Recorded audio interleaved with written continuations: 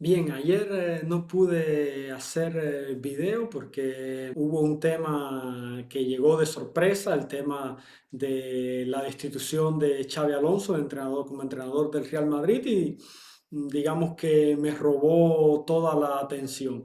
Pero bien, ya hoy que estamos aquí de nuevo, vamos a comentar este buen momento que está viviendo la Juventus. Vamos a comentar de esta nueva Juventus que ya acapara titulares aquí en Italia, esta nueva Juventus que incluso ya hay quien habla de lucha por el campeonato, algo bastante inverosímil teniendo en cuenta de dónde viene la Juventus y sobre todo teniendo en cuenta, digamos, lo larga que es todavía la temporada. Ahora, una cosa importante es que hay que poner los pies sobre la tierra, mantener los pies sobre la tierra y no sobre todo dejarse llevar por ese resultadismo barato que tanto que tanto nos confunde a nosotros como aficionados. Bien, vamos a debatir un poco al respecto y también vamos a actualizar algunos movimientos de mercado, no movimientos, vamos a actualizar el mercado de la Juventus en este mes de enero. Les recuerdo que el video está dividido por capítulos, por lo que pueden acceder fácilmente a la parte que más les interesa. Y también, si no se han suscrito al canal, caballeros, suscríbanse y activen las notificaciones para que puedan mantenerse actualizados con todo el material que publicamos. Bien, lo primero es lo primero. Este magnífico momento de forma que está atravesando la Juventus, sobre todo por una formación que se va convirtiendo en el once de gala de la Juventus, en la formación titularísima de la Juventus, no solo porque haya funcionado bien contra el Lecce, contra el Sassuolo y contra Cremonese en los últimos tres partidos donde la Juventus la Juventus ha saldado con dos victorias y un empate. Pero es que incluso desde antes, desde el partido anterior al partido contra el Lecce, que fue contra el Pisa de visitante, la Juventus ya mostraba signos de gran mejoría, sobre todo por esta nueva formación que ha encontrado, que ha probado y que ha implementado Luciano Spalletti con ese 4-2-3-1 que sí, aunque sí en ocasiones se presenta como un 3-4-2-1, al final viene a ser siempre el 4-2-3-1 de libro y de manual. En estos últimos cuatro partidos, caballeros, la Juventus lleva tres victorias y un empate, con increíblemente 10-11 goles a favor y un solo gol en contra. Estamos hablando que sí, algunos me dirán sí, pero son partidos contra equipos de media tabla, equipos de zona de descenso. Sí, pero es que esa era la dificultad que estaba atravesando la Juventus en la primera mitad del campeonato, que era que contra equipos de esta entidad, equipos de esta categoría, no lograba imponerse. Y esto es el primer signo positivo que quiero destacar, sobre todo en este video, en este pequeño debate que estoy compartiendo con ustedes, es la mentalidad que está teniendo la Juventus en estos partidos contra equipos teóricamente sobre el papel más débiles, sobre el papel sin faltar respeto a ninguno de ellos, ya sea Pisa, Lecce, Cremonese, Sassuolo, sin faltar respeto a ninguno de ellos, son equipos de una entidad mucho menor que la Juventus, no solo en cuanto a presupuesto, sino también en cuanto a historia. Ahora, ¿qué es lo que ha cambiado en la Juventus? Bien, Luciano Spalletti ha sabido colocar, sobre todo colocar, insertar a Winston McKennie en una posición que es siempre un peligro. ¿Por qué? Porque ya conocemos a McKennie como un jugador versátil, como un jugador de muchas posiciones, un jolly, uno de esos jugadores que te ayuda y que está siempre dispuesto a jugar donde sea necesario. Sin embargo, Spalletti, que lo ha probado incluso como volante, lo ha probado como mediocampista, lo ha probado como atacante, le ha encontrado una posición bastante híbrida en la cual se está viendo la mejor versión del jugador norteamericano. Y es en esa posición del 4-2-3-1, jugando prácticamente como un volante por la derecha, porque no es solo delantero, no es ni totalmente delantero, ni totalmente centrocampista, ni totalmente lateral. Es un jugador con libertad para atacar, pero también con mucha implicación en la zona defensiva, en el área, en la parcela defensiva. Y también otra cosa es cómo se coloca cada vez que el equipo tiene el balón. Cuando el equipo tiene el balón, lo podemos ver cómo aparece siempre por la parte derecha, y sobre todo también cuando el equipo está atacando, él siempre busca esa diagonal para colocarse junto con David, que en estos últimos partidos ha sido el delantero centro del equipo, colocarse para quitar referencias a los centrales. Vemos un Winston McKennie que ha marcado goles, sí, pero que es su presencia en el área, me recuerda sobre todo esa presencia en el área que cómo está utilizando Antonio Conte a Scott McTominay, y es un poco así lo que está haciendo Luciano Spalletti con Winston McKennie. Yo pensaba que iba a ser Khéphren Thuram el elegido, y sin embargo está siendo Winston McKennie el que tiene toda esa libertad para aparecer siempre indetectable en el área de penal. A veces aparece en el punto penal, a veces aparece bordeando el área, esperando algún balón suelto para rematar. Y sí, puede ser que en algunos partidos Luciano Spalletti opte por alguna modificación, pero es más una modificación sobre el papel, porque al final en el terreno de juego los jugadores se comportan ya prácticamente de memoria, y lo vemos demostrado en el partido, no en este partido, el último partido contra la Cremonese, sino en el partido anterior a ese, contra el Sassuolo, donde Luciano Spalletti sobre el papel planteó un 3-4-2-1 con una línea de tres con Kalulu, Bremer y Koopmeiners, mientras el centro del campo con McKennie y Cambiaso como carrileros, y el doble pivote de Locatelli y Khéphren Thuram. Mientras que arriba tenía a Fabio Miretti como atacante por la derecha, y Kenan Yildiz como atacante por la izquierda, con Jonathan David de delantero centro. Esto fue solo así prácticamente el dibujo, porque sobre el terreno de juego, ¿cuál fue la colocación de los jugadores? Bien, Miretti venía hacia la zona de la media punta, mientras que McKennie se adelantaba hacia la posición de Miretti, y Cambiaso retrasaba su posición hacia como lateral izquierdo, mientras que Kalulu se convertía en el lateral derecho. Sí, Kalulu, ese jugador que muchos criticaban hace algunos meses diciendo que era una de las estafas del mercado, que bien había hecho el Milan en liberarse del jugador. Sí, Kalulu está siendo fundamental, está jugando prácticamente todos los partidos, y es una de las posiciones donde Luciano Spalletti ya ha comentado que el equipo tiene poca profundidad, y visto lo visto no cuenta con Joao Mario, ese fichaje de verano que llegó como un cambio bastante sospechoso por Alberto Costa, y prácticamente no ha tenido ninguna oportunidad. Ahora, dejando de lado la parte táctica y de dibujos, vamos a debatir un poco sobre las estadísticas, porque es muy importante siempre tener en cuenta las estadísticas, sobre todo a la hora de valorar y de dar una opinión sobre cómo se ha desempeñado el equipo.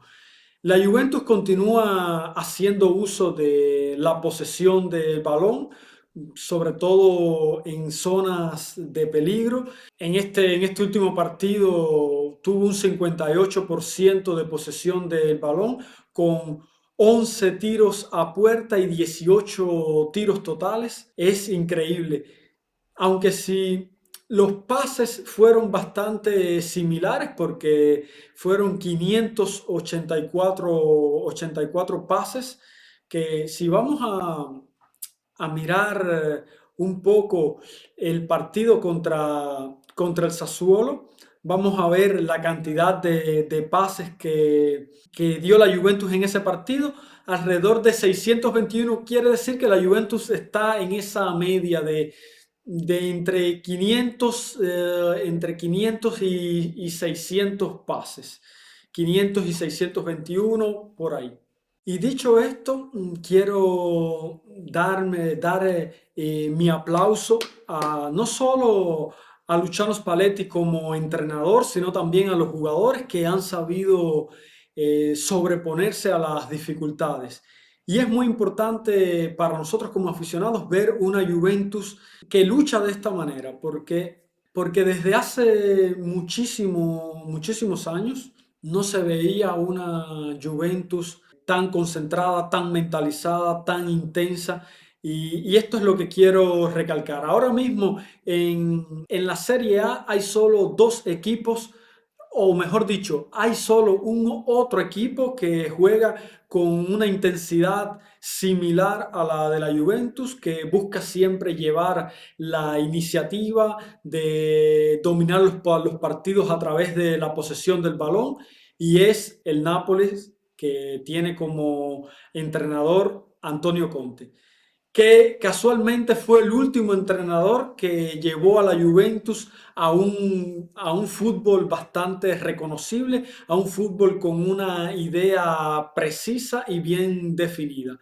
Yo estoy muy emocionado, sobre todo con esta Juventus de Luciano Spalletti, no solo por las conferencias de prensa que dice, porque cada vez que hace una conferencia de prensa es como un orgasmo futbolístico lo que me sucede, porque es realmente llamativo cómo de claro tiene Luciano Spalletti cuáles son los pasos a seguir para crear un proyecto ganador a largo plazo.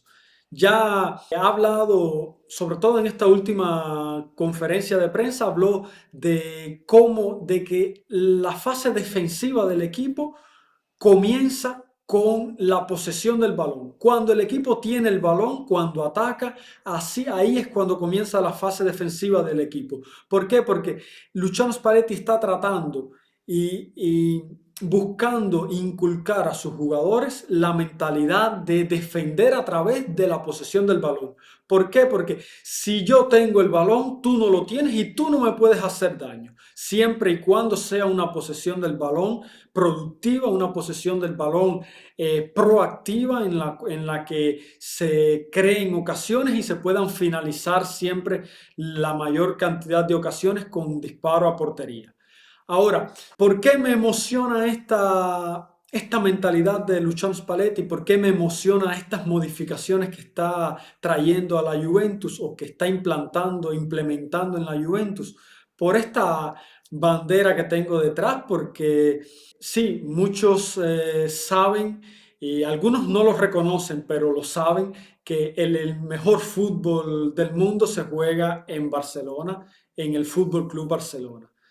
Es el equipo que juega al mejor fútbol del mundo porque ha tenido desde hace más de 30 años una ideología, una filosofía de juego bastante precisa, bastante definida, ese ADN cruyffista del que tanto se habla y que con sus matices cada entrenador lo implementa en sus respectivos equipos para buscar siempre el mismo resultado.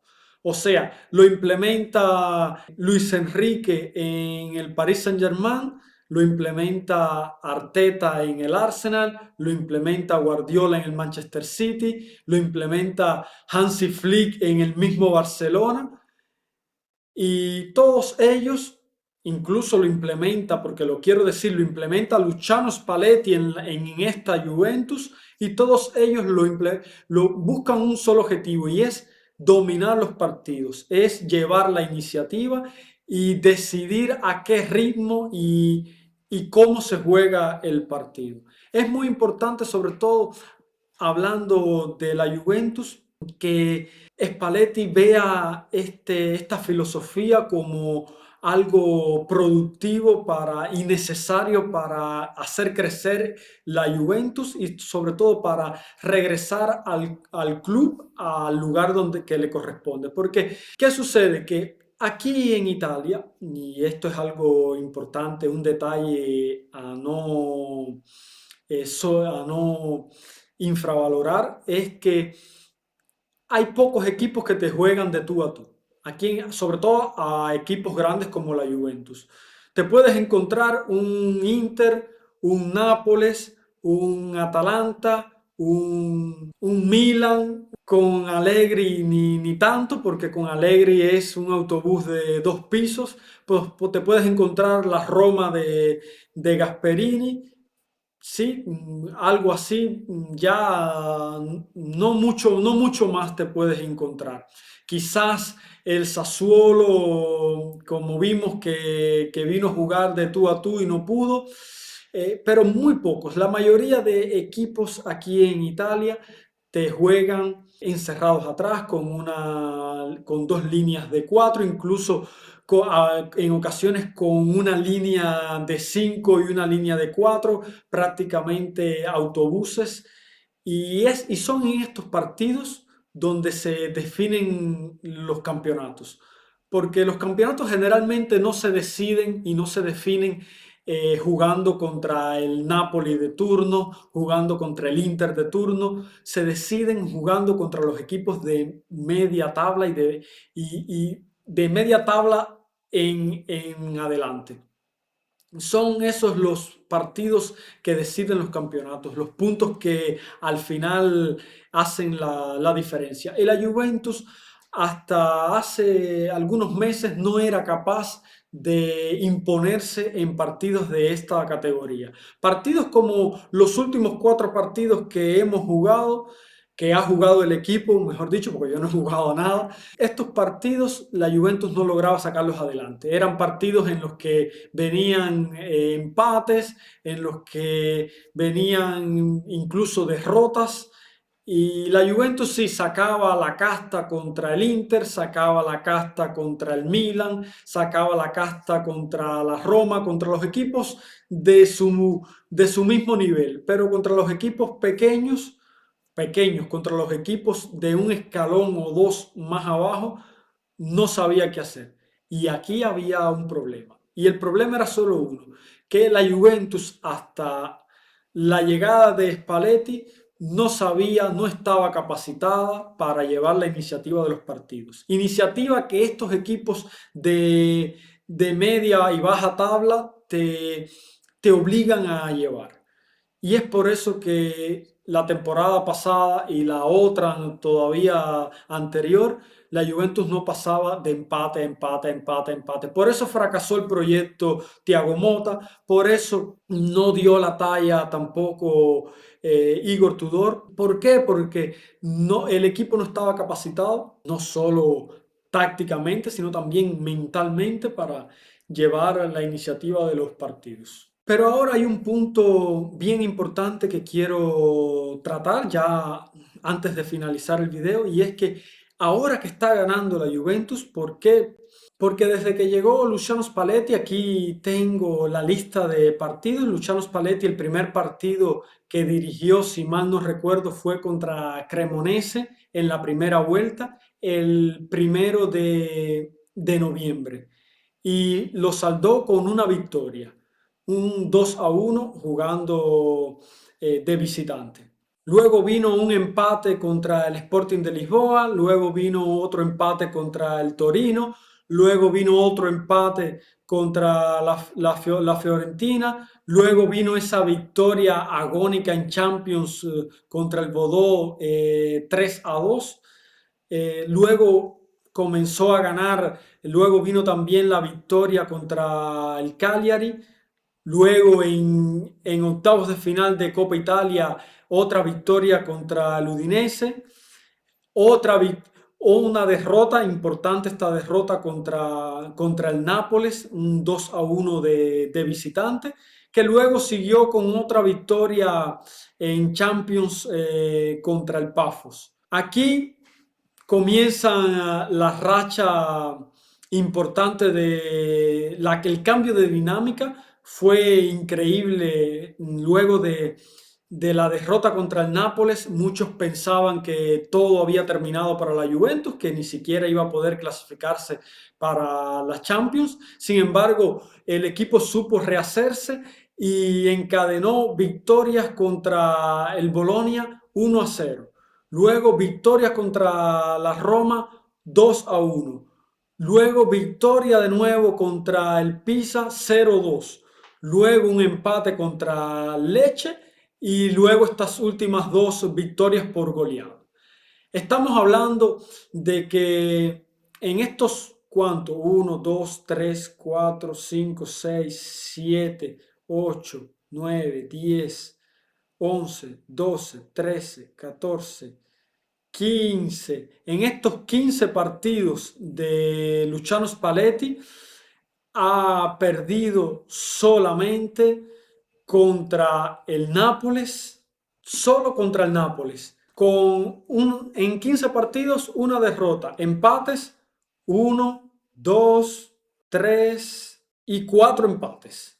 Y sí, desde que llegó Spalletti, la Juventus en 15 partidos tiene 10 victorias, 4 empates y una sola derrota. Y es importante recordar siempre nosotros como aficionados, porque al final nosotros como aficionados somos los que tenemos siempre el deber de apoyar al equipo y sobre todo de entender la situación del equipo. Hay que entender el por qué se gana para luego entender también y aceptar el por qué se pierde. Porque si no sabemos por qué ganamos, tampoco vamos a saber por qué perdemos. Y si hay algo que es seguro en el fútbol y en el deporte en general, es la derrota. La derrota está asegurada. Llegará el momento en el que el equipo perderá 1, 2 partidos, 3 partidos, y espero que en ese momento es en el momento en el que nosotros como aficionados tenemos que estar más unidos para, digamos, apoyar al equipo, apoyar al entrenador, porque ya estamos viendo que el sistema de Spalletti funciona, estamos viendo que la Juventus está cambiando, ha cambiado la mentalidad, porque jugadores que hasta hace unos meses eran todos unos incapaces, eran todos unos bultos, eran jugadores que no tenían la calidad para jugar en la Juventus, eran jugadores a los que les pesaba la camiseta, que no tenían carácter, eran jugadores que no tenían ni siquiera la posibilidad de llevar a la Juventus a lo más alto. Ahora son jugadores increíbles. ¿Por qué? Porque como dice Luciano Spalletti en la conferencia de prensa, porque lo ha dicho varias veces, es el colectivo que hace las individualidades, no las individualidades hacer el colectivo. El fútbol es un juego colectivo. Por muy bueno que sea el jugador, si el colectivo como colectivo no funciona, ese jugador no podrá hacer ver su mejor rendimiento. Y es importante para esto tener en cuenta que hay muchos aficionados que se dejan llevar por las corrientes mediáticas. Y las corrientes mediáticas dictan resultadismo. Eso es lo que hablan las corrientes mediáticas, resultadismo. Si la pelotita entra, dime el resultado y yo te diré cuál es mi opinión. Si este jugador hace un gol, es un buenísimo jugador. Si sirvió para ganar, es todavía mejor el jugador. Pero si este jugador falla un penalti, si este jugador no marca un gol en una ocasión clara, bueno, ya este jugador no es bueno para la Juventus, ya el equipo no está funcionando bien, ya el entrenador no está haciendo lo que tiene que hacer. Recuerden, y esto es un llamado que les hago a todos ustedes aficionados del Barcelona, aficionados de la Juventus. Tenemos que unirnos para apoyar este proyecto de Luciano Spalletti, sin importar qué suceda al final de temporada. Recordemos que el objetivo de la Juventus es clasificarse para la Champions League. Ese es el objetivo de mínimos, por lo que tenemos que concentrarnos en no pedir más de lo que este equipo pueda dar. ¿Ok? Y sí, todos tenemos ilusión de que la Juventus pueda remontar, que pueda hacer 50 puntos, porque ya se habla, incluso le preguntaron a Luciano Spalletti en esta última rueda de prensa si era posible para la Juventus hacer 50 puntos en esta segunda vuelta y estar cerca de los 90 puntos a final de temporada y así luchar por el título. Es una pregunta increíble, es una pregunta casi estúpida. ¿Cómo le puedes preguntar a un entrenador que llegó hace 5 minutos si puede hacer que su equipo haga una segunda vuelta de 50 puntos? Cuando cuando ni siquiera ha implementado al 100% su idea de juego. Bien, yo estas cosas a veces no las entiendo, pero como iba diciendo, espero que cuando el equipo pierda o empate, porque puede ser que el próximo partido contra el Cagliari, el equipo empate o pierda, que contra el Nápoles en la jornada siguiente pierda el partido. No por eso deja de ser válido el proyecto Luciano Spalletti. ¿Okay? Digo esto ahora cuando el equipo está ganando, porque ahora está toda esa euforia de las victorias consecutivas, de las goleadas, del equipo superior.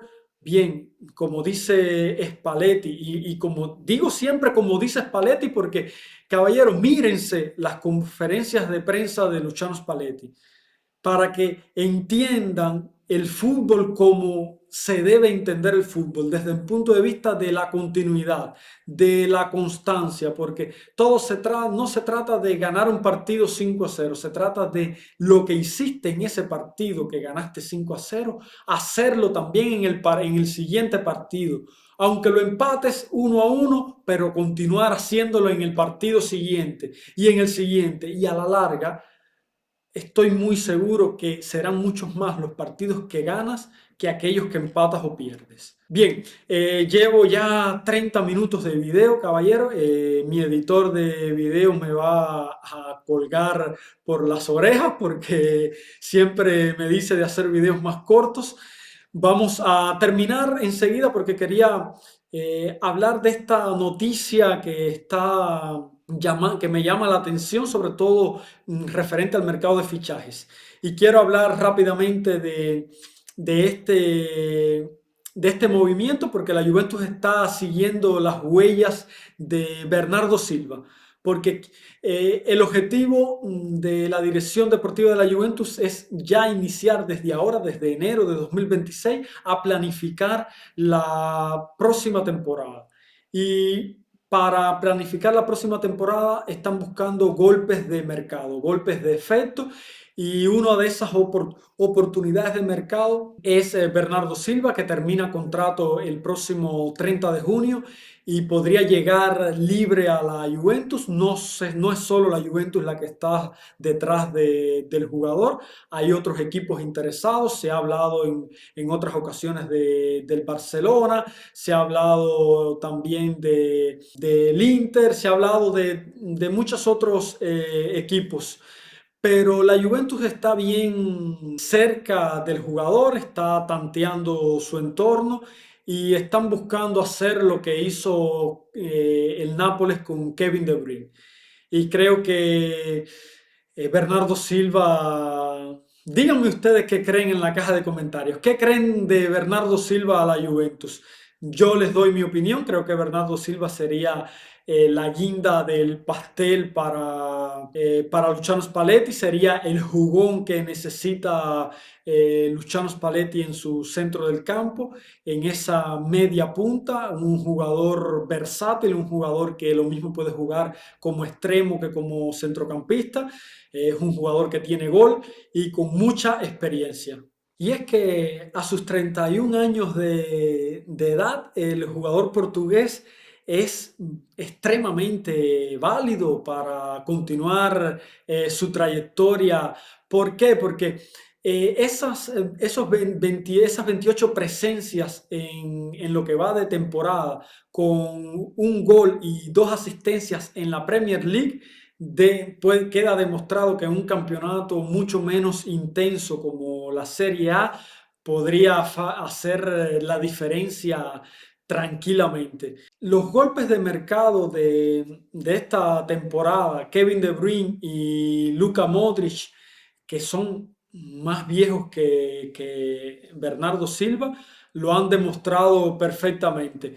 Aquí, digamos que el único problema tiene que ver con el salario, que es un salario bastante alto, un salario que ronda los 10, entre los 10 y 15 millones de euros, incluso podría ir a más. Y sobre todo también hablar de la concurrencia, porque hay equipos que están cerca, están también tanteando la situación del jugador y el interés que pudiera tener el jugador para fichar. Y estamos hablando de el Nápoles y el Como. Estamos hablando del Como, caballero. El Como de Cesc Fábregas está detrás de Bernardo Silva. Esa sería otra cosa digna de ver si Bernardo Silva terminara yendo a jugar con Cesc Fábregas como entrenador, aunque sí, yo prefiero verlo en la Juventus. Y bien, si finalmente llegara, este sería un golpe de nivel solo comparado con aquel golpe que dio la Juventus fichando a Cristiano Ronaldo. Es lo que creo. Bien, yo lo dejo aquí porque se me ha extendido demasiado en este video. Espero me disculpen por estos videos tan largos. Y bien, lo dejo aquí. Déjenme saber sus impresiones en la caja de comentarios y nos vemos en próximos videos.